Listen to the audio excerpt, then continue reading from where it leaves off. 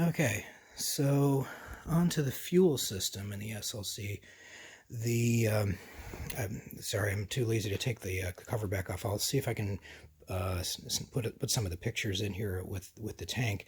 I did do quite a bit of modification to the tank. So rather than run the external swirl pot for fuel, what I did was I built a sump into the tank with some trap doors. So this is one of the trap doors I was talking about. So the door part goes to the inside of the sump, and then as fuel sloshes in, it lets fuel in, but it doesn't let fuel out. So as you're cornering, braking or accelerating, it lets the fuel into the sump, but doesn't let it back out. The sump drops about 1.5 inches below the bottom of the fuel tank itself, since there's room between the frame rails above the bottom pan of the car. So, and then I've got one of these doors in front, and then one on either side of the tank, along with some baffle panels to help funnel the fuel into that.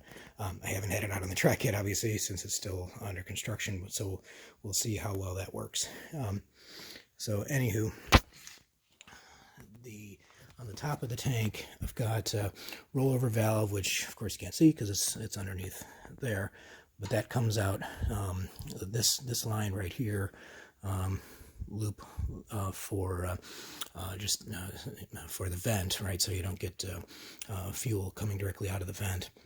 So that's looped up as high as I could get it in the chassis, and then down to recovery tank. I'm sorry, the vapor tank can, whatever the heck you call this thing. Vapor canister here, and then out of the vapor canister, I just ran the vent line into the intake here. Not sure if that's the best way. I've seen a bunch of different guys do it a different way. So if anybody has a better idea, let me know.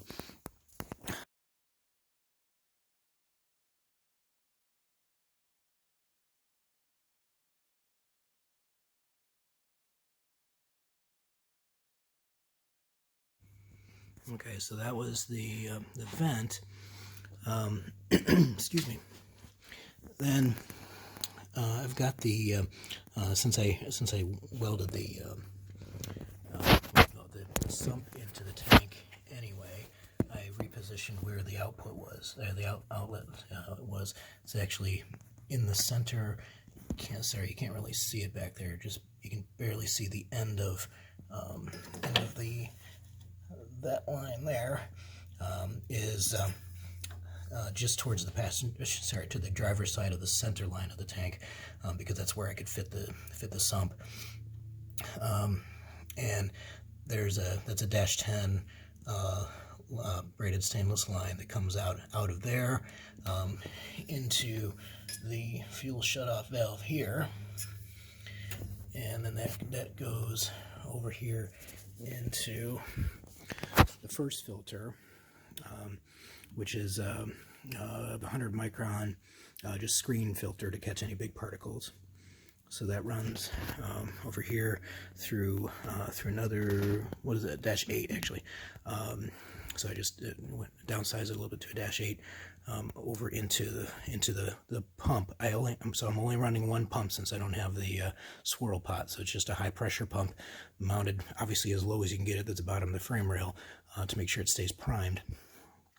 And then that runs over the output into this 10 micron filter, still -8 lines up this up through the frame here, mounted wherever I could fit these little silicone P clamps.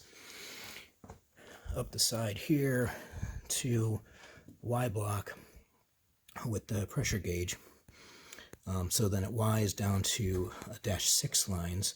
So one for that's the passenger bank and the driver bank there. So those run up here down into the fuel rails on either side. This one here kind of loops down below the intake over into the driver's side fuel rails. So and then these are, what, 48-pound injectors, if I remember correctly. So then out on either side, that over into the pressure regulator, and then excuse me, the return line is back to a -8, and then that runs actually up the valley, then underneath the AC compressor back in, sorry, you won't be able to really see it, but it goes, you can actually barely see the line down there, goes underneath the frame rail back to the top of the tank, and then actually returns into the sump. So that way it's returning directly into the sump, so it can be picked up again by the inlet. So that is the fuel system on the SLC.